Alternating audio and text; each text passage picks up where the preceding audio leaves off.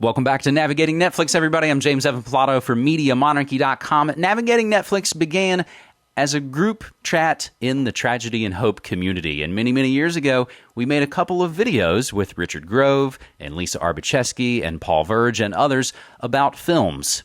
We only made a couple and it went dormant. I'm trying to relaunch that, and this is our third episode in the Navigating Netflix relaunch.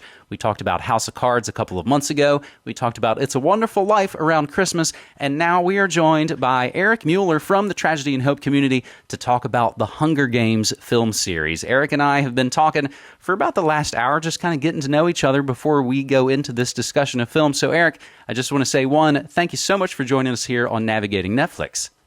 Thanks for having me, James. So let me ask you real quick, how did you find the Tragedy and Hope community? What brought you to where you are right now, hearing us talking?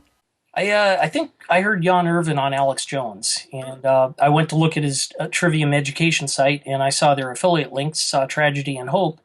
And, of course, I've been hearing about the book for years, so I went to check the link out. What's this all about? And wasn't sure what to make of it. So I saw Richard Grove's What You've Been Missing video and said, this is really good. So I joined the Ning community and joined some groups there, and I've been following along off and on for years. And, so when I saw the Navigating Netflix group, and that name was created by, I think, Rich and Lisa, when I saw that, I instantly was like, oh, this is for me. So I've been pretty active in that community, and with this relaunch, kind of reboot, if you will, of Navigating Netflix, I've been wanting to go to people in the Tragedy and Hope community that maybe we haven't met before, that maybe aren't, content creators or producers such as, that we kind of hear from a lot of the time. So I think that's what's been fun. And I've been asking them what are the things they want to talk about. So, it was Paul Verge that wanted to talk about House of Cards. It was Bob Brunner that wanted to talk about It's a Wonderful Life. And it's Eric Mueller that wanted to talk about The Hunger Games. Not only the film series, but you have also read all of the books. So here's our full disclosure. I just finished the third film a few minutes before we started to tape. And so I've not actually seen the final film. Eric, you've not seen the final film, but you've read all three books, that's right? Yep, I have. All right. So if I were to turn the floor over to you right now, what would you begin to say? Because there's no shortage of things said about The Hunger Games. It's a wildly popular film series. I had never watched any of the films. I watched the three of them all in this past week. I have my own thoughts, and I know people have talked about all of the esoteric angles, and there's a lot of different angles to take on in the film, and I know you've got some of your own elements, and I'm interested to hear. So what would you first say about The Hunger Games? Well, I'm surprised that a series of books that were supposedly written for teenagers, and of course there's the teenage elements, the silly love triangle. These books are actually very, very deep into subjects that are relevant to a lot of us living in American society in the alt-media, alt-right, such as history, tyranny, oppression, child sacrifice, control, secret police, and, of course, rebellion, how, taking it back from this evil tyranny. I thought the books were very well done, and the movies likewise, in developing and explaining those themes. And we're in an era where it seems like there's always some sort of popular book series. And I'm kind of, one of my friends calls me a hipster curmudgeon. Anything that maybe gets so big, I'm not going to touch it with a 10-foot pole. So I've never read or seen any of the Harry Potter films or any of those. And I hear about this. Then this is the next kind of popular, film series. But it did seem different on its face. And I know the one thing for me that is interesting is that it's not supernatural. There's no time travel or vampires or anything like that. It's kind of futuristic, but it's almost more steampunk. It is a dystopian kind of post-apocalyptic film series that's set in a sort of broken America, right? Yeah, America broken up into 13 districts. One, of course, is not talked about anymore. The district that had nukes. So the government worked out a agreement with them. All right, we'll leave you alone. You leave us alone. We'll just pretend you don't exist. We'll tell everyone we destroyed you. Stay out of our lives. The basic premise is then kids are chosen to fight to the death for the pride of their district where they come from and for the amusement of the elites who live in the capital. Yep. I was really struck, I know, by the films, how sort of aware they are, how almost meta they are. And it feels like, and I sort of knew this maybe going into it because you could just read a description and say, oh, that kind of sounds like The Running Man. And I'll get into, I think, more of my take on that as we go through this. But it's basically, it's games. They are literal games where kids are fighting to the death to, win money, power, and glory, right? Yep, and this is all to atone for something that happened. The books start 74 years after the rebellion was put down, and this new government and 12-district system was instituted, along with the Hunger Games. So every year you have to be reminded of what happened 74 years ago, and your children have to pay for it by lottery. So in watching and seeing the sort of the Running Man parallels, of course we know it's the Arnold Schwarzenegger film, and was it a Stephen King? Did he write it under was that the Bachman pseudonym? I believe it was a Stephen King story. Okay. I'd have to verify that. I mean, the first Hunger Games film, I think, begins with they're on television. You're watching It's a very kind of mediated world. And as it goes on, there are elements, and that I think for me, the overarching element with a lot of them is it feels like every sci-fi movie I've ever seen all smashed into one. There are moments where I'm thinking about The Running Man, and then there's moments I'm thinking about, these other films or these other action films or sort of sci-fi, and there's a lot of Star Wars in there. Even I'm sure people are thinking that of hearing me say, oh, well, they put down the rebellion, but, there's rumblings that it might be rebuilding. It's for me, my main thesis is probably the films are like The Running Man from the production standpoint. And what I mean by that is, being a media production person myself, I don't think films were really like this before. Now they're talking about sort of the way the cameras are shot, the way to sell the propaganda, the way you write the speeches, the way you make the theme songs, the way, oh, well, we'll need a viral video. And that happens as the things kind of go on. It's like The Running Man from the production standpoint, as though you're behind the scenes watching this kind of play out on television. Do you have a take on that? Yeah, that sounds about right. The like the music when they're playing the video, oh, welcome to the tribute ceremony. And the music almost sounds patriotic, but it's also got the tyrannical hint to it. Big brother government. And again, it feels like in the third film, which I just finished, gets to a point where their costumes are almost down to the point where they're very drab and communistic because they're underground. They're literally underground with the rebellion, and they're working on their rebellion propaganda. Of course, costumes, the music, all the things. These are pretty big budget kind of productions, so there's a lot that goes into it. But if I'll throw it back to you. Those are my first kind of thoughts about it. Yeah, and the propaganda, of course, no matter which side you're on, it's a tool. And if they're going to use it, the rebellion, I don't see a problem with them using counter propaganda. Dress Katniss up as the Mockingjay. In fact, there was a scene in the book that I'm surprised made it into the movie where the first time they try to put her on camera and script her, she comes off very stilted. And then one of her handlers makes the comment, she's a 17-year-old girl, you're making her look 30. And they finally realize you can't give her lines because she'll stumble on them. You just have to put her in a situation where she speaks organically. And that produces the powerful propaganda they're looking for. Well, and at what cost? I mean, they're basically willing to go out and draw the fire of the Capitol, which ends up killing hundreds of innocent people, but they get the good video out of it because it certainly wasn't that stilted thing we wrote for you back in the studio.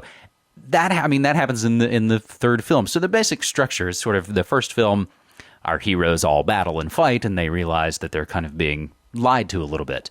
The second film, they find themselves a little more inside, and a lot of the paranoia starts to rise up of who's with who and who's what. Yeah, the They all spark fight is again. lit. What's that? Well, the spark is lit when they defy the at the end of the Hunger Games, and she takes out the berries and says, "Fine, we'll both die."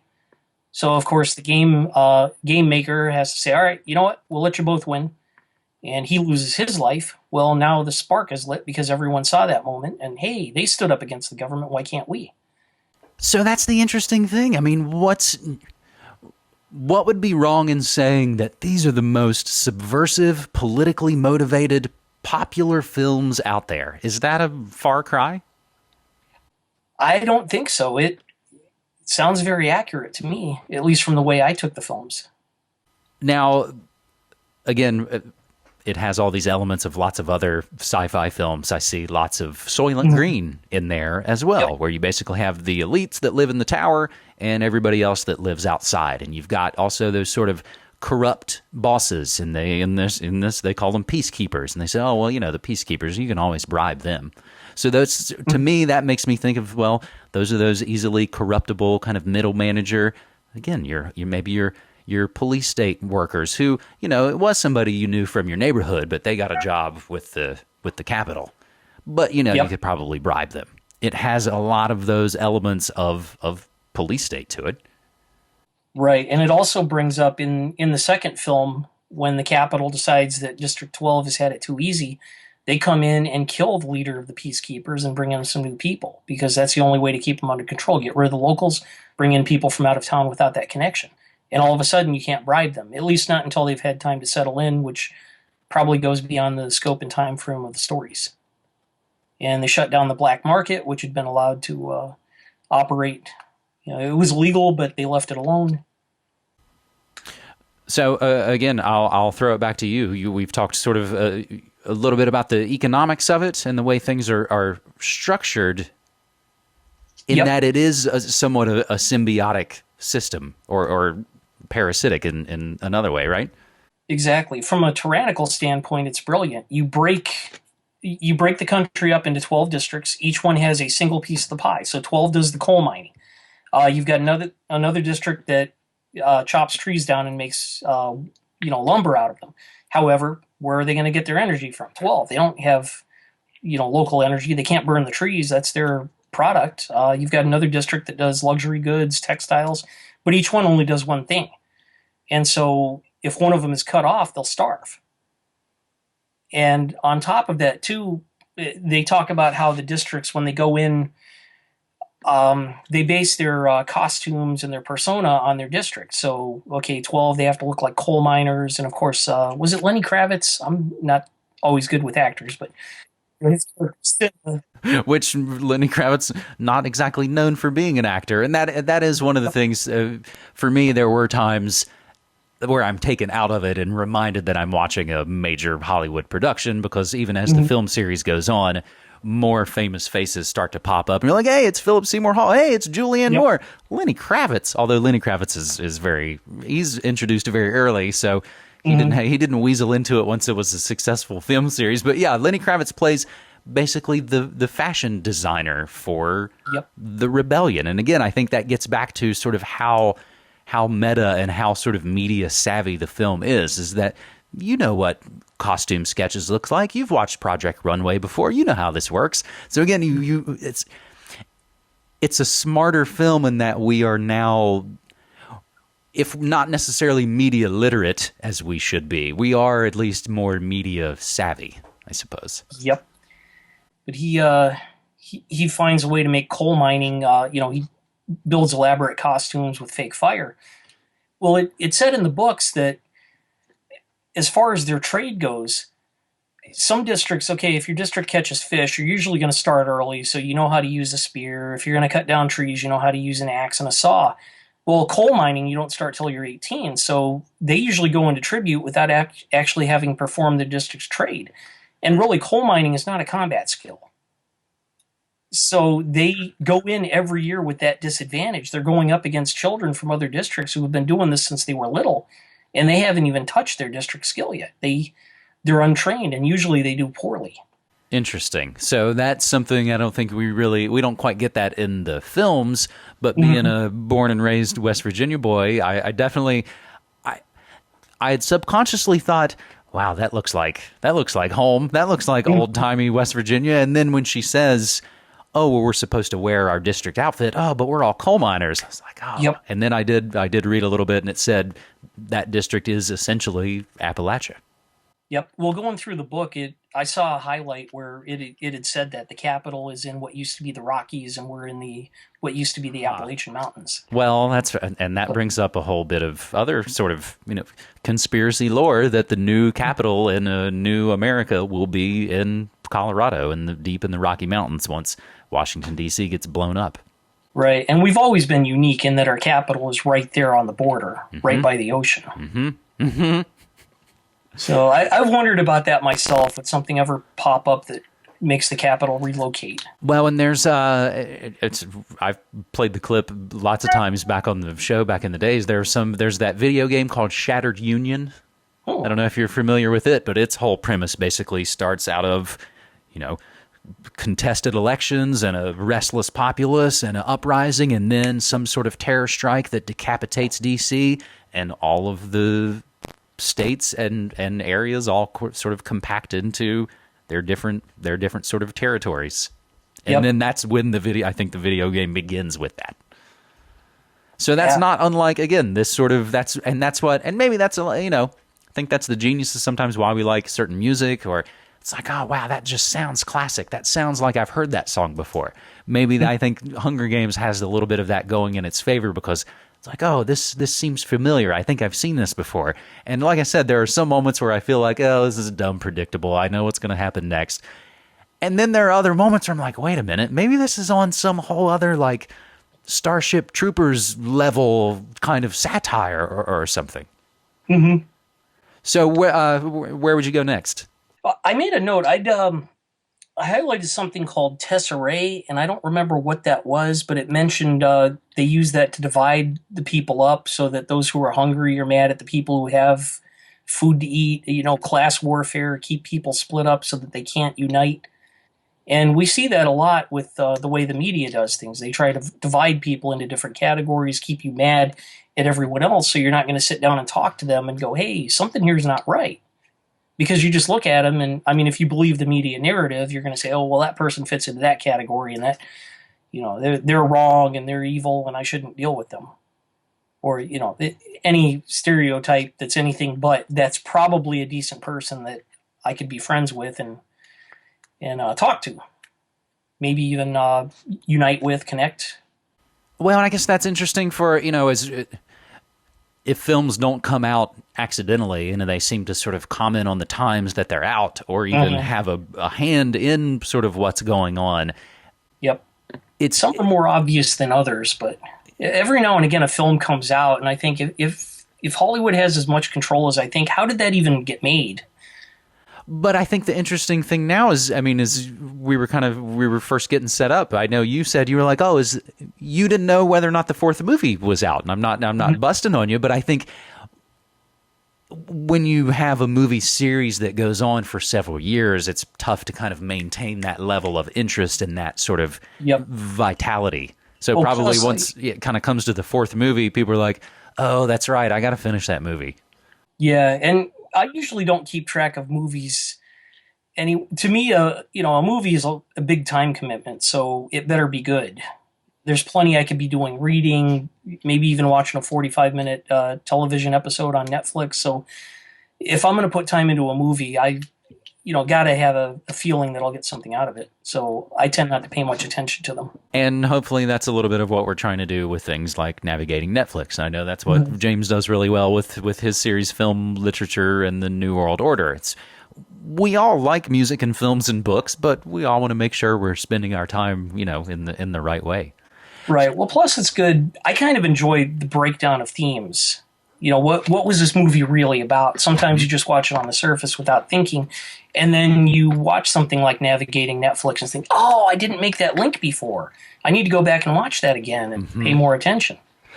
So some of the other notes I have here, there are, as I've noted, it reminds me of the other films and shows. There was one in the late 90s. It was kind of an indie film called Series 7, The Contenders. And that was basically where It was they shot it in video, so it felt very gritty and real. It felt like a reality show that we were familiar with at the time. It's just a lottery, and if you're chosen, they come up to you and hand you a gun, and here's your cameraman, and you got to go kill the other people. And the film begins with Series 7 of this show, and there's a reigning champion, and she's actually pregnant. So she's sort of fighting not only for her life, but the life of her unborn child. And it's got lots of rock music in it. And some of the people from, I think, Girls Against Boys, an old band, made some music for that. And there's also an Italian film, which I have not seen yet, which is on its way, called The 10th Victim, which I think, same premise. People get drawn out of a lottery and they have to kill each other as part of a game. But I think this one is a little more, attractive Italians trying to kill each other, and I think it's Sophia Loren or Mastriani. I'm not sure exactly who's in it, but there are moments that are like the Survivor reality show, and it feels like Lost at moments where you are kind of wondering like, what is going on here? I don't really understand anymore. And then the hatch opens up and it's like, oh wait, now we're back in the Truman Show, where the creators of the game are interfacing with the toys and making it more difficult and trying to sort of reign over it like a god in some ways. And again, it felt like I was watching a million movies at once. Yep. And there was, I was looking through my highlights and I saw there was a clip, I guess, where she was talking to Rue and they started talking about Back Home. And she said, I'm pretty sure that even though the cameras are on us at all times, they're probably blocking this conversation. They're not showing this, because they don't want people to hear that, hey, we all have a similar life, even though we're in different districts. Black, white, young, old. Yep. Yeah. Now, Suzanne Collins is from Connecticut, and I know people had made and I don't have it all at hand here. There's some connection of, well, she's from near Sandy Hook, and that's child sacrifice, and this film series is about child sacrifice. Right. Well, I find that theme. Everything that happens in those books, nothing is new. It's all happened before at some time in history. Maybe not all at the same time, but you've always had tyranny. You've always had forcing people to relocate. You've always had child sacrifice of some form or another. Look at North Korea, where they take children away when they're little, and they raise them to be in the army. So they don't have a family. They don't have a background. All you know is your military life. And so you serve the state, because that's all you've got to go on. These are your brothers. That's a form of child sacrifice. Maybe not the... Something I noticed, and I kind of noticed this just in general culturally, and I know it's no accident. Really violent films, and I don't think this doesn't quite qualify, but there were a couple of moments where I was reminded and remembered, oh, that's right, these are all PG-13. Because you can't have an R-rated movie. That's going to chop off a bunch of your audience. So a lot of the movie companies, I mean, I'm sure all those superhero movies are all PG-13, except I guess Deadpool is sort of the mold breaker this past weekend. And what was the headline this morning? Expect many more R-rated violent superhero films now.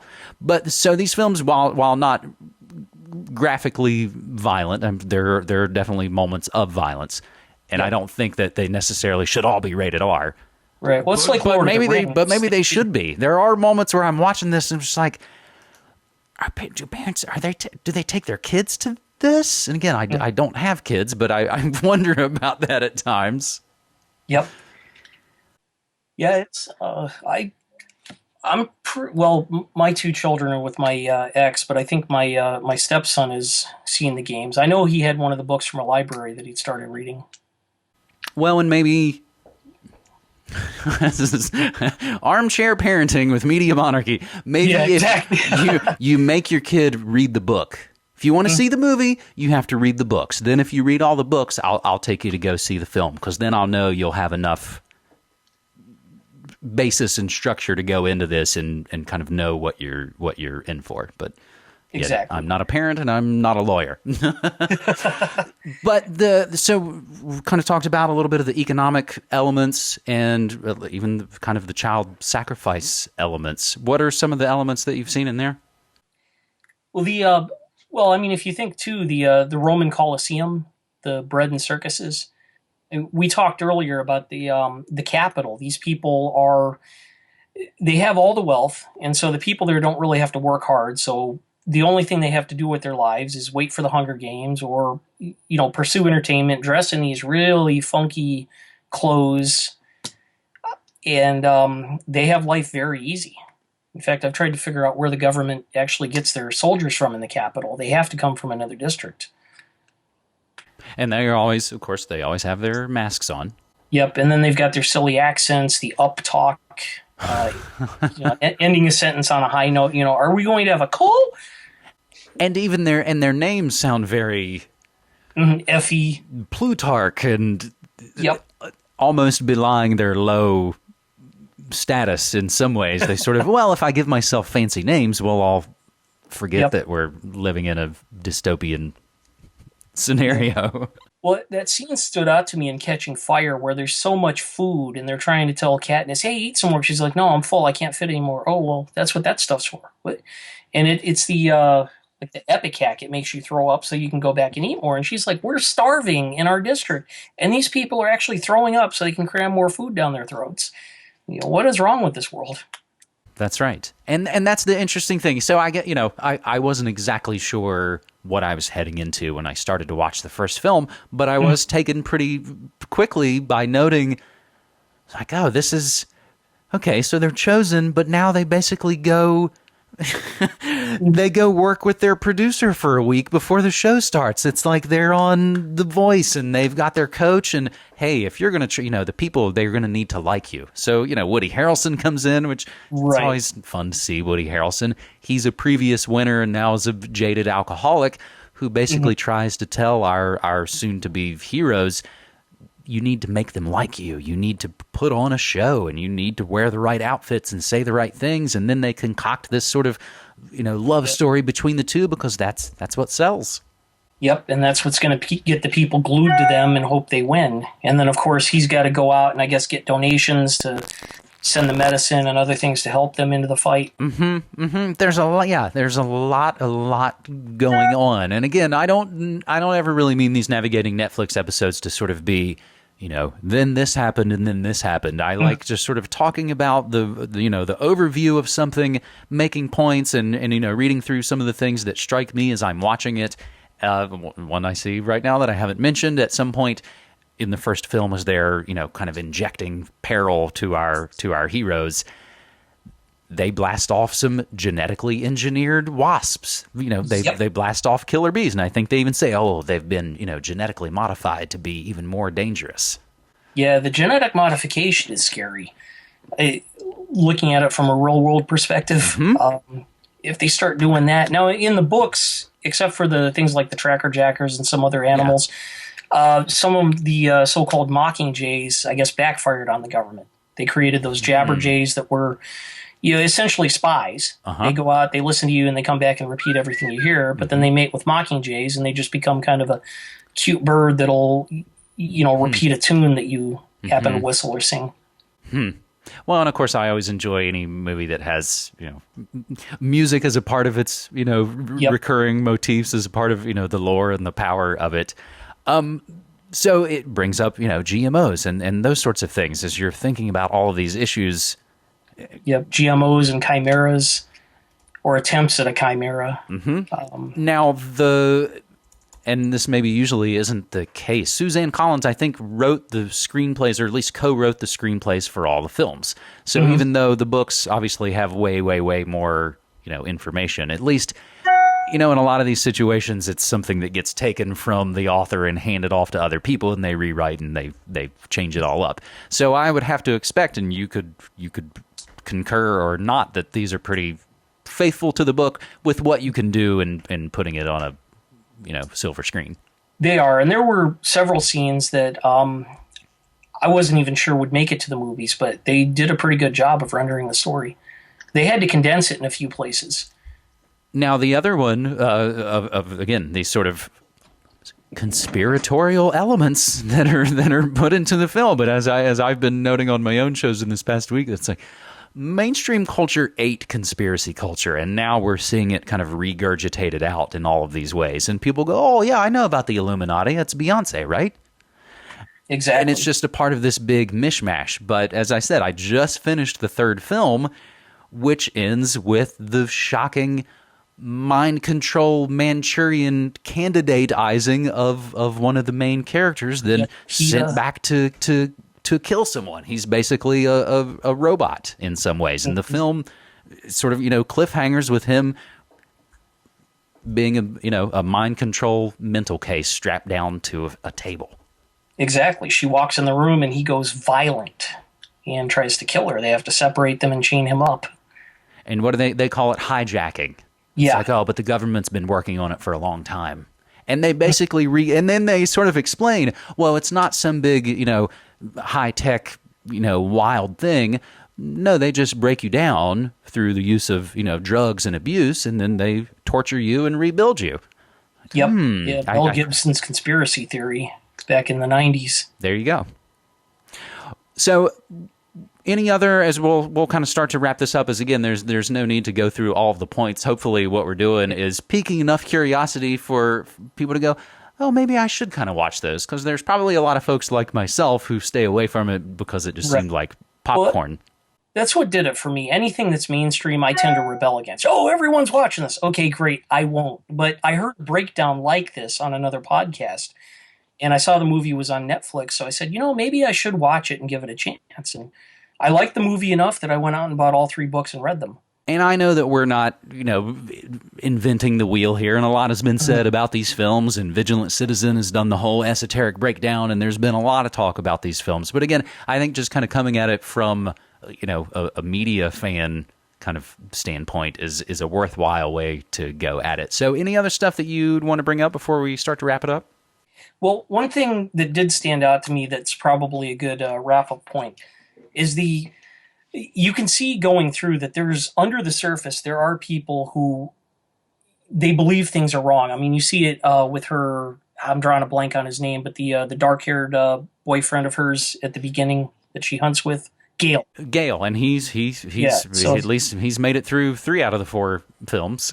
Yeah, so he'll rant about the government, and she's just sitting there like, yeah, all right, I gotta hunt something. And then you find out that Cinna, of course, has been a underground revolutionary. Turns out Haymitch also, and even Philip Seymour Hoffman's character. So it turns out they're all out there, but of course they use the popularity fallacy to say, oh, everyone thinks the government is fine, and if you think this is wrong, then there's something wrong with you, and we need to lock you up and imprison you. But there are people out there, and once they start to connect, in pretty much any system, even going against, like, say, Hollywood, there's some independent documentary makers out there that have Kickstarters going because Hollywood's never going to cover their perspective. So fine, we'll just do it ourselves.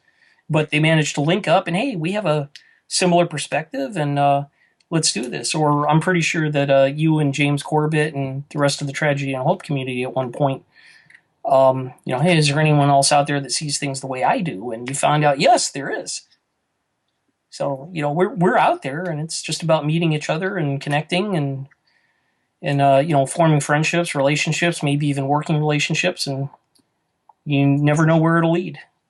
But you can't believe you're alone. There's someone out there that sees things the way you do. And maybe that's another part of the sort of the fundamentals of the film, is that the very thing that is used to control people is obviously the thing that's then used to break that control.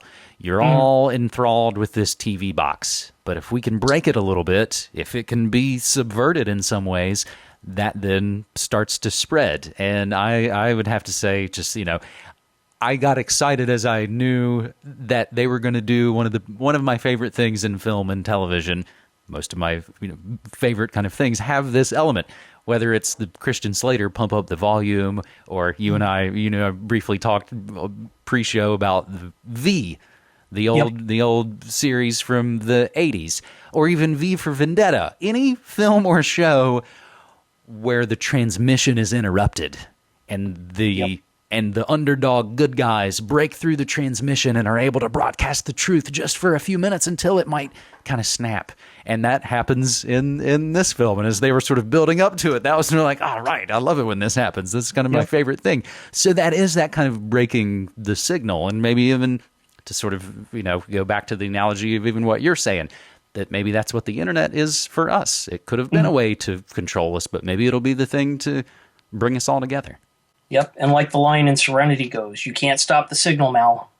Oh, well, now you maybe universe. Bring me to what I kind of do at the end. I'll kind of ask if there's other things you would like to see talked about on navigating Netflix, and maybe Serenity and Firefly might be one of those. What are some of the other things you'd like? Actually, those would be good ones, I think. I watch them, and I think they seem to have kind of a libertarian theme. But yeah, those could be interesting. I'm drawing a blank. Did we kick around other ideas? Did we maybe mention Snowpiercer as a possibility? I maybe have bandied that one about on this show. I haven't seen that one yet. Actually, I wonder if V might be fun to do, at least as a high level. And there's a lot, because there was the sort of the original miniseries, and then like the movie. There was a couple of iterations in the 80s. They had the original miniseries and the final battle. They did an ill-fated television series. Okay. I think it only lasted one season. Okay. And then they rebooted it, I think, in 2000. They did 2 seasons of the reboot. Okay, and I've not watched any of those. So maybe V, that might be good, because we could even look at the old and the new. Mm-hmm. Yep, different times. I mean, the old one was more of an allegory for Nazi Germany, set in the 80s. Uh-huh. I mean, you even had a character that was a concentration camp survivor. Oh, that's right. And the new one was more of an allegory for the modern times: homeland security, universal health care, universal coverage. They're watching your every move, cameras and monitoring all over the place. And that even makes me kind of tie that back in some ways to Hunger Games. It also made me think of it's also Brave New World. Mm-hmm. Yeah, it is. And then that brings us to Huxley. Well, Eric Mueller, I appreciate you so much coming on to talk about the Hunger Games. And as I've noted, I've watched the first 3 films here at home just over the last few days. The 4th and final film is actually in theaters right now as we speak. It's probably wrapping up its first run. It might also probably be even slipping into second run. So I might break I haven't seen a movie in a theater in almost a year and a half, but I might have to break it and go out and see the final film and just kind of wrap all of this up. Yeah. You have to do the same. Definitely. I'll find a way to see it. All right, buddy. Thanks so much for joining us on Navigating Netflix. That's Eric Mueller, everybody. Yep. Thanks for having me, James.